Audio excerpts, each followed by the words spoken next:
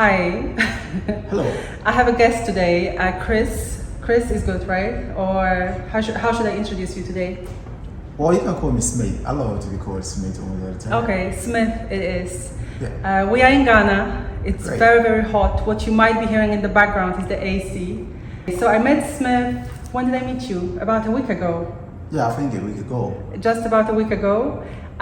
Just after I posted that I'll be writing a West African memoir.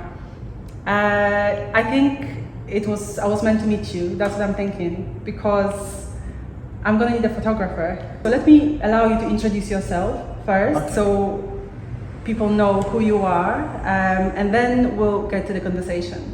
Okay, sure. Imagine. All right, so I'm Christopher Smith Higgin, professional photographer, director, scriptwriter. I would say I'm an entrepreneur. I love business and I believe in business, so I do multiple of business as well. A Ghanaian, but love to travel around the world. One of the beautiful cities I happen to be there is Manchester, that hosted me and also gave me some few knowledge and experience in what I'm doing currently. So yeah, I met a beautiful lady here in Ghana trying to get himself food from one of the joints. I sometimes walk in there to have a word with the vendor. He's such a nice and beautiful soul. So I met her there coincidentally, and we happened to exchange social media handle. That was Instagram. So I was able to go through her profile and know more about her. And I think I was a little bit convinced with her personality as one of the great marketers and script writers as well. She helped a lot of people to launch great books worldwide. And I would say maybe very soon I'm coming out with my book anyway. Oh, you are? Yeah, sure. Oh, cool. So, but what I found really interesting about you is obviously you're very open. Yeah. You approached me, you helped me get the mayo of my food. Right, yeah.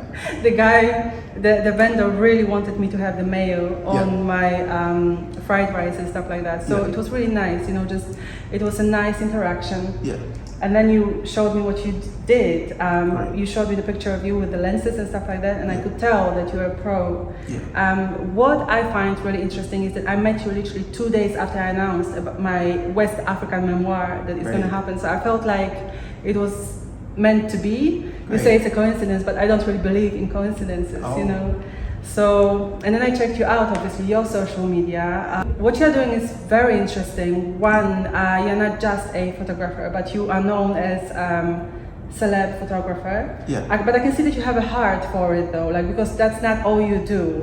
When you were showing me your phone and everything else, you had all sorts of things on it. So I can tell that your heart is there in your photos and stuff like that. But then again, when I talk to you, you have this solid business mind as well, and you've got other things that you are doing on the side. Yeah. And all of that in Ghana, whilst you mentioned that, yes, you've been to Manchester and you've lived there for some time, isn't it? 2 or 3 years? Yeah. Two. You specified to me, even when we're coming here to do this interview, that Ghana is the country that made you.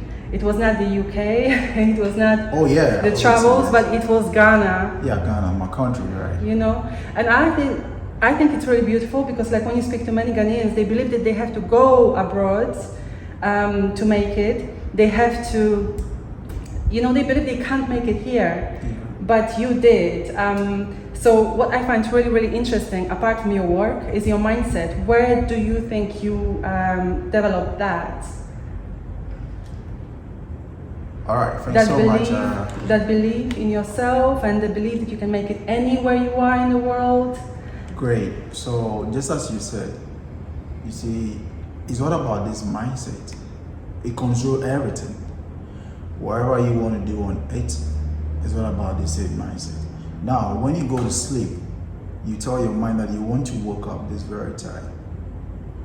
Do you ever thought of why you were able to wake up at that exact time with no alarm? You communicated to your mindset. So if you're going to tell your mindset that that is my country, that is my own belonging, there are so much of things that I can personally do to make a better life. Honestly speaking, you're going to do it because Ghana holds everything to make life better. It's all about you knowing yourself, believing in yourself, and then working towards your own goals and dreams. Well, it's quite okay to travel out there. I wouldn't ever stop anybody to travel out there because it also helps you to broaden or expand your own intelligence and understanding. I mean, it gives you different vibe altogether. So when you get this experience, never try to live there. Come back to your own. Establish something with this whole experience that you have gained. So you believe in coming back? I believe in that. Interesting. I don't know if I believe that. You should. Where do I go back to? I'm Polish Nigerian. Okay. My family was born in the UK. Nigeria is going to really love to see you, right? Because I know Nigerians are actually trying to restructure their economy, and very soon it's also going to be one of the best economies in the world because I know what they are capable of. So you really believe in Africa? That Africa is the future? Africa is the future, is the hope, is everything. You see, we've actually not had the best of Africa due to bad leadership, as I always communicate to people. But it shouldn't always be the excuse. They are doing theirs. But we, the citizens, we can also fight more harder and prove to them that if they're still going to live in their own dreams, we got better dreams to turn this whole country upside down. What would you say to the diaspora, to the people that are coming back? Because right now, especially to Ghana, but also to other African countries, you know, since the year of return, you had an influx of people coming from America, you know, the UK, and all sorts of other places. Like your president did a really good job with marketing your country to the world. That was a great job. It was the first time I personally met Rick Ross, and I happened to shoot him when he was here in Ghana for his whole, activity, shows and everything. From, the airport, we paid him from there to Kempinski, to the whole show. So it was a great experience because without that year of return, I wouldn't have even met Rick Ross in person. But we interrupted and then have fun together and all that. So forgive my ignorance. Who is he? Because I don't know, and many people may not know. That is one of the biggest American rapper. Okay. Yeah. I'm an OG. So. No, you don't. You can tell you are an OG. You should know about Rick Ross. Okay. If you are a music fan, you should. Yeah. Okay. Fine. You're a music fan, right? Not really. I love music, but I don't listen to it nearly enough. And some people may not also know him. So now we know he's a big rapper. Yeah, a big rapper. Just for a few other names, you've worked with Denta. Some of the people may be familiar with her. She's got this diaspora channel, YouTube channel, right? Yeah. Just to give people the understanding of the people, the caliber of people that you work with, what are some of the other names, if you can throw in a few, that's okay? Well, I've worked with some few other dignities. That is why here in Ghana, most people, I wouldn't say even in Ghana, in Africa, I've been entitled as a celebrity photographer because almost all the top superstars in the world, whenever they move into Ghana, I'm able to vibe with them because of my good work and the relationship. So Denta happened to be one of the good people I've worked with. Bolare, who is very known on the diaspora line. A lot of names I can't really recall, but I can recall of the Minister of Defense of the UK when he visited Ghana happens to be his personal photographer with the UK ambassador, of which I was even being gifted a medal and all that. So it's good. It's good being back in my country and having the base of experience. So I urge and entreat my brothers and sisters. So what I would tell them is they should always feel homey. That is where they belong to, and we have a lot to give to them, and they have a lot to give, to give back to their own country. So they shouldn't forget coming back to invest in their own country. And you see, there's always going to be this whole mindset and influence from others that where you're going is not safe and you're not going to be welcome. And forget about those whole stuff. You have your own goals, you have your own dreams. just believe in your own self, get the right connection. Me, for instance, if you want to vibe with me, I'm always open here. Just DM me, let me know when you want to come down to Ghana. I can't just risk everything and take you through whatever. I mean, it's about tour, it's about business. I can just see you through. I mean, we can all be for each other and then make sure this country be on the safer land, and then we're going to see it on the map. So that's what we're all fighting for. I mean, people in the diaspora can also come back and then help us do this together. It's never late. It's never late for anybody, right? And I think what's interesting about you is that you are only 31, right? And you've been able to accomplish so much in Africa. I keep saying in Africa because it's all happening here, you know. Okay, well, I'm not really aged.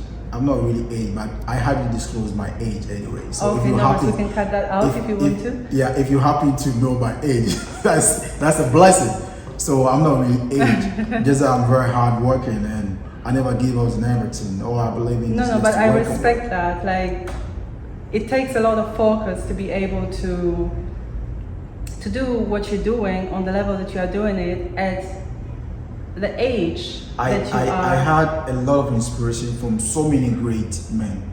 When you come to Ghana, there is one renowned, I would say, billionaire and very respected person in this country. That is Dr. Osei Kwame Despite. He owns multiple of businesses in Ghana, and he's been a great inspiration. When you check on my page, you're going to see almost all his photos. I handle everything because he's a great man. And walking in the shoes of great men like him, Dr. Fori Sapon, Dr. K. Badu, Abeku Santana, the king of journalism here in Ghana. When you talk about presenter, you can't ever forgo him. So all these people happens to give me a great inspiration and advice, which has actually, I mean, I would say it has really cemented me on my soil that I don't even think about any other country. So all I think about every day is how to do things better and then move this country on the better side. That's so cool, because again, when I speak to many Ghanaians, all I hear is the names of Black Americans, Black British people, white Americans, white British people. It's interesting though. What's that? It's interesting. A lot of the times, honestly, and people have this mindset that you have to leave Ghana. Like you said, it's really good to travel, but it's in the mindset, right? It's in the mindset, it's in your work ethics. And one thing that I've noticed about you is like, you know, you are a great communicator. You're just a kind person. So I imagine that your customer service with your clients is like excellent. Great. So I feel like that's what differentiates you as well, in Ghana, because I have to say this, like customer service in Ghana. It's good you've been able to identify this really quick, right? In a few days of meeting me. So it has been one unique thing that people always tell me, that's me, when it comes to your customer relations, you are number one. You always got people sorted. Regardless, I mean, I love to keep you on the safer hand because so far as you are here, I think I should be your number one security here. That's what I would think about. Once you bring someone and when you get feel closer responsible. Yes. I think it's my responsibility to make sure you feel homey. I'm actually going to be your dad, your sister, your brother. Even if you want me to be your husband, I'm going to be your husband. Even if you want me to be your wife, you can tell her to be your wife. And then That's very controversial, especially in the age of, you know, there's a lot happening these days. So let's, okay, that's so interesting. But you know, so what made you fall in love with photography? Why photography and not something totally different? Like most Ghanaians, when you tell them that you want to be a writer, I don't know, maybe an actor, or your parents will be like, are you out of your mind? You know, like all the creative arts and all the other things, like they are not ready for it. They don't want to hear it. They want you to be a lawyer or a doctor or something else, you know. Great. Why photography? Good. It brings me back to, I mean, the whole story, how everything began. You understand? I actually studied business from high school to uni. So you can imagine how parents were going to feel after switching with all their investment. Oh my God, I can so relate. I'll tell you in a minute. You see, they felt really bad. They felt really disappointed. that you could be a banker, a chartered accountant, run a firm. But I believe in my own self in the story that I was creating or writing there. But my mom, I would never, be somebody who wouldn't appreciate. She was always on my side, so she said, let's leave the boy. Leave the boy. Oh, I love it. So you had support in your mom? Yeah, so not my your mom. Dad? Well, I wouldn't say my dad wasn't. He was also. But he was not a fan of the idea that you should. Not a fan. But suddenly, I actually generated more interest on his part because he was more an architect and engineer. Mm-hmm. So he was doing the architect as a side job. After days of going to the mining sector, he was an engineer to a mining firm. So he come back home, he draws and all that. I'm like, no, this is a very creative, job I can actually do better. So I started gaining interest and then found what he was doing. And after school, nobody was willing to, invest again into that lineage that I was speaking. But what made you fall in love with photography? Like, what's so great about it? Is it the storytelling? What is it? You see, photography is more about you trying to create more stories for people to come have a memoir on it. So whenever you see this photo, it brings you back to what the storyline was about. Let's talk about the slavery. Currently, when you go to the castle, you can only have pictures of how this slavery was being treated. Then you see the real picture and then treatment that they were going through. So this and nature, I was somebody who actually grew up from the coastal area, so I happened to always go by the ocean and then look at how nature is beautiful. So I was taking some photos with my phones and other images, styles like, I used to have a cone, like a tin cone. I created my own. So I just go by this ocean and I'll be using it as a camera, but it's not taking anything. Wow. So I imagine it in my own mind that this should be the final output, even if I don't have it in hand. So imagine. How old were you? I was very old then. Around my 12, 11 then. 12, 11. So the mind was picking up. It was really picking up then. So I was able to create all those creative innovations and all that together and then make sure it was going to work out. But suddenly, as I was saying, nobody was ever ready after investing this whole money in your business, career, and all that. You still want to switch back to photography. This is a different whole creativity and then art and all that. But it felt like, no, they are disappointed in me. So now I went back to the drawing board. With this same art, I take contract of people, buildings. I go and paint. I make some earnings out from painting. Then I save those monies. So I was able to raise an amount to buy my first camera. And how old were you then? I was almost 19 years. Okay, so still quite young though. Yeah, almost 19 years. So you were very entrepreneurial even then. Yeah, I was a business-minded boy. I can tell, like when I'm talking to you, I can tell that you are both. Yeah, the business actually started from high school. Yeah. Anybody who knew me from a high school level will tell you. I'm somebody who brought in bangles, student bangles. We just customized it with our logos and ratings. We have our candy girl, that's how we call it, or tracksuit. I'm the same person who went to companies, negotiated with them, get a good price, brought it back to the administration that, oh, this is a price I've been able to get for the whole school. I think it's going to add something to the institution, so let's go in for it. And I was having my cut on it. Wow. So I made some money from there. So all those monies wasn't in vain. He was able to, help me raise my camera and all that. I love to save as well. I don't just misuse my money.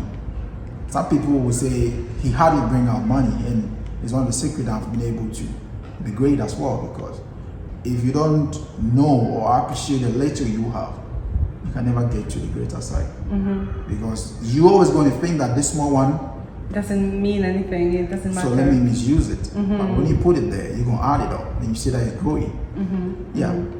So I think that's what I can say a little bit. No, I think it's a great answer, and I love that you mentioned the storytelling, because they say that pictures tell, like, say 1,000 words, right? A lot. A lot. I don't know if I agree with that as a writer, right? We don't want to, you know. Oh yeah, it is. It tells a lot of story. It tells a lot of story. I mean, these days, for sure, like people prefer to look at pictures than read books anyway. Oh, so yeah, that's not. But I think I can relate to your story as well because I initially studied marketing and management at uni. Wow. To be fair, I don't know why, because I don't know why you should study that. I think that's something that you should just do. Like when it comes to business or marketing, in my eyes, like you should just do it. Okay. But it was okay because I didn't know what I wanted to do at that time, so studying it was okay. Great. And only later I started writing, and nobody could understand what I'm doing. Why you did? Because they were like, what is wrong with you? Like, you can be a manager. My father, I met my father again in Florida last month when I went for the book launch. Great. And even today, he says, like, you could have been a manager at Harrods.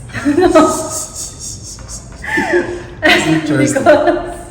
But he didn't say it in a way like he would want to be. That he's proud because he was at the book launch and he saw what's happening now. He saw that I'm able to do great things and stuff like that. So he's appreciating it right now. That's great. But even today, he's like, you could have been a manager at Harrods. And I'm like, nobody's trying to be a manager. Like, I want to have my own business and I want to write, you know? I guess especially in a place like Ghana, let's say if you are from the diaspora and you want to come to Ghana, you have to have your own thing going, right? That's it. You have to have something, like you should not come here with the mindset, I'm going to come and find a job in Ghana, right? No. It's never going to work. Get your own thing that you want to do. Bring work like to give to others, right? When you're coming to Ghana. Speaking to the diaspora right now, I guess most people from the diaspora don't think in those terms anyway. They don't think about coming to Ghana to work, but some do though.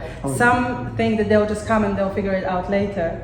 How would you advise one should plan if they want to relocate to Ghana, let's say from the US or from Manchester, you know?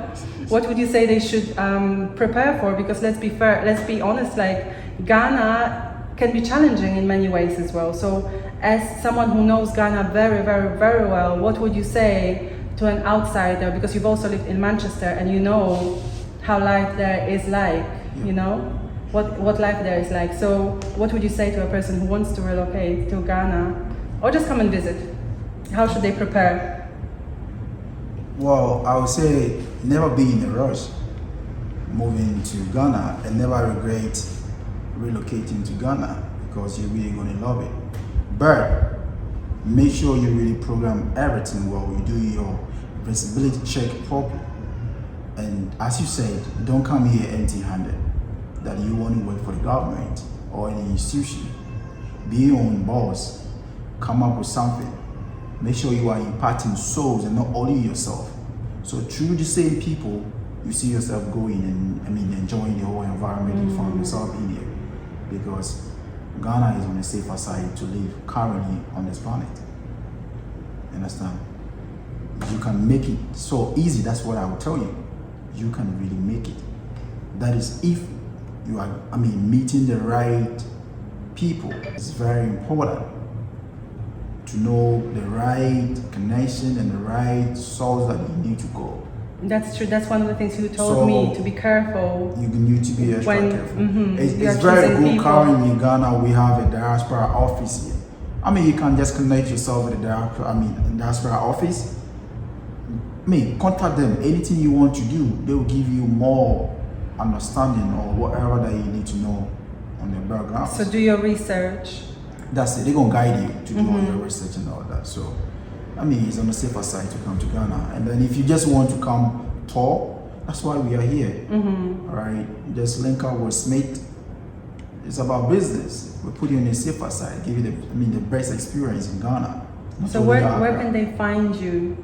And what are the different businesses that you are engaged in case someone wanted to, I don't know, take photos? Like we've already spoken about my book cover, right? Yeah, so I'm a portrait photographer, a tour photographer, wedding photographer, event, and a landscape.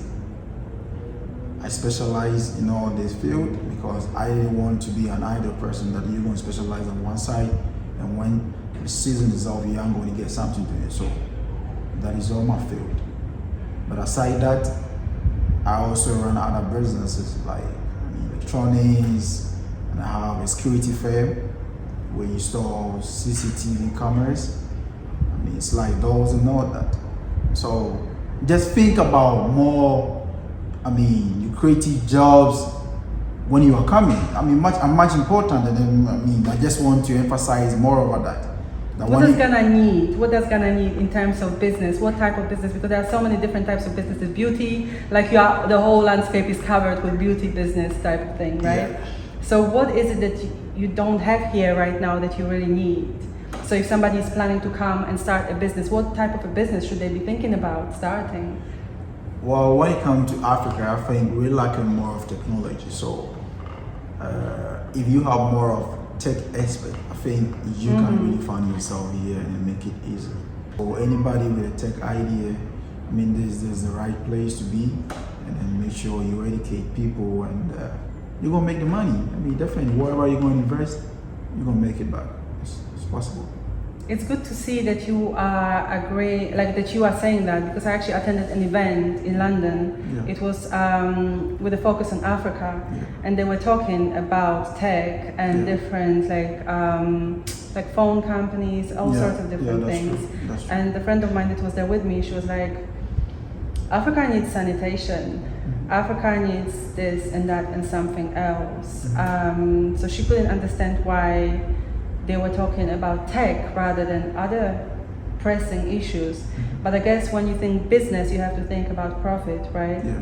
And so you would say that if people come with that mindset, technology and stuff like that, they can also make money. Yeah, they right? can make money.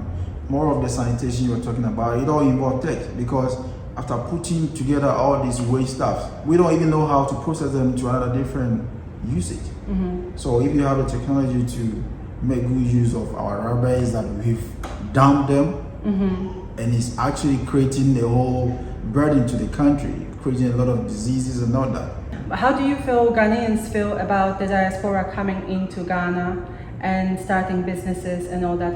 What's the general status quo? Like, how do the people feel about people just flocking into Ghana to relocate, to start businesses, to do things? How do they feel about that? Because obviously there's a little bit of gentrification as well happening in Accra. The locals being kind of moved outside because being unable to maybe rent anymore because the prices are rising when it comes to property and stuff like that. How do Ghanaians feel about this huge movement that's happening right now? I think it's helping to enhance. It's helping to enhance the normal living. Because imagine being at home and then not having anything doing. Definitely you're still going to pay all your utility bills, your rent bills. So if people have thought mind to come down, create more jobs, opportunities for us to get, it's a good thing. It's a good thing. So you believe that most people in Ghana believe it's a good thing? Yeah, and they are welcoming to tourists and people relocating? Oh yeah, it is. It is. But I will still urge and treat our tourist sectors and other department that they should try to enhance some few things. When it comes to tourism, when you visit places more like Kenya and then Nairobi, they are all within Kenya, you see, they've really known that there is much from tourism. So whoever that lives on that soil believes that even I'm not doing anything, I've had a basic training from either high school or the primary school, that how to communicate to foreigners, how to communicate to people on the street. So now when I meet you, I'm going to be so nice to you. Now you're going to take me as my friend. Definitely when you're leaving, you're not going to leave me empty-handed. Whenever I'm there, I dash people a lot. So you make revenues to your own self. What I really like about your approach is that it's not, the dodgy salesman kind of thing. Like, you don't seem to care about getting money off of people. You just want to, what the vibe I got was like, you want to connect. Yes, let's create that connection. Let people who comes in here feel more homey, that this is where you're going to feel more welcome. You understand? Because you shouldn't always think about what you can receiving. I get? You receiving. Because when you get your attention on that side, you're going to deviate. At the end of the day, you turn up to be a thief or a thief. You understand? Because the moment the person doesn't give up to you, you start thinking in a different world. Or you give off an attitude of like, you know, great. And the person can feel it, like, you know, whenever somebody approaches me in a dodgy way, like I can feel it if all they are interested in is what they can get from me. But I have to say, I've been meeting amazing people in Ghana, like yourself, you know, Giselle, you met Giselle today. You know, I love her, she's great. And just genuine people, I love this genuine, because you know, a lot of the times people say, you know, whenever you come to Ghana, people just want to get things out of you. And yes, there are many people that are like that. They see you as a money bag, right? Oh yeah. But there are other people here too who are genuine, right? And you can really make connections that are very genuine with the locals, with Africans. I feel like I want to stress that, you know? Yeah, that's possible. A lot of the times when we come from diaspora, we just connect with the diaspora because we feel safer.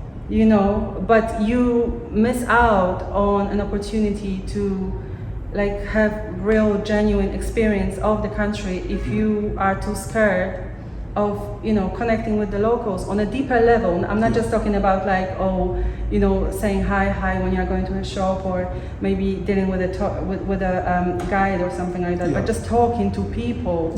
You know, when I first came to Ghana, people were telling me, don't talk to anybody, don't go out too much, you know, you have to be very, very careful. And you have to be careful. You know, I just lost my phone. You need to be careful everywhere. You have to be careful everywhere. Not only in Ghana. I mean, wherever you get to, you need to be extra careful, because there's, I mean, a new environment you find yourself and you want to associate with. So absolutely, but you know, you also have to be open to meeting people. I feel like that's also important. It's very important. It's more like being in, I mean, South Africa. People always talk about, I mean, people not feeling safe, but I always love being there because I understand their system. People you meet on the street, they are more like, that is what they were being trained with. They don't love to do too much of hard works. So they like to, oh, Bossu, can you please give us a tip? You understand that funny comment? Oh, you know a way to talk to that person, and the person feel like, oh, if that person had it enough, definitely he was going to give out to you. I'm not going to be too rude. In that case, you create a different impression to that person. And then if that person has a gun on now, I mean, he can just wound you or do anything in South Africa. But then it's all about how we, the diasporas, will also communicate, not always going to have in our mind that, oh, we were being told that these people are too bad. So when we come, whoever we see, we want to be too rude and be like always on guard, like you know, you feel free, be open. You don't have that kind of mindset, and everything is going to flow for you. So let's end with, I just want to know more about your process, since we hopefully are going to shoot my book cover and all that for my West African memoir. What is your process like? So let's say I have this book that I have written. And it's about my experiences in Ghana. And I'm not sure what exactly it's going to be about, but just let's say my Ghanaian or West African adventures. And now that we've spoken a little bit, you know a little bit about me as a person and stuff like that, how I think and all that, we've had a conversation. Would you then be able to advise me, like what is your process? Like when you are taking that photo for that book cover, what are your thoughts? I just want to get into your mind a little bit more and understand how you think when you are working, or do you just go with the flow? And how does that work? Is there like an inspiration, moment of inspiration, or is there like a strategic plan? Okay, this is what's going to have to happen for this to make sense. Like, what are your thoughts when you are? Does it make sense what I'm saying, or not so much? Well, I'm just really interested in your process when you work. It is making a lot of sense. Oh, good. I really understand what you're trying to say. I wasn't sure. Yeah. So basically, what I mostly do is I always try to work in hand with what the person wants to achieve. So more like if you're an artist, I do most of, artists and that's musicians and all that. I need to see the kind of music you are coming out with, the title of that music. Now, the picture needs to collaborate. It needs to, have this kind of corresponding. That before you even go to the body of this whole music, you've had an image there. It tells you that this is what the person wants to communicate or speak out to the whole audience. So I'm definitely going to work with your book title. That's what's going to give you more idea about how the picture's supposed to be. Yeah. I love it. No, so you definitely look at it from the perspective of your client. You want to know who they are. You want to know what they expect to get out of the project, but you are able to guide them as well. Yeah, sure.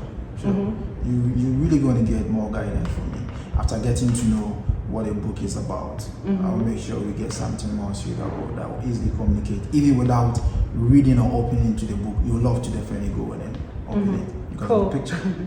That's so cool. I can't wait. Thank you so much, Chris. Yeah, it's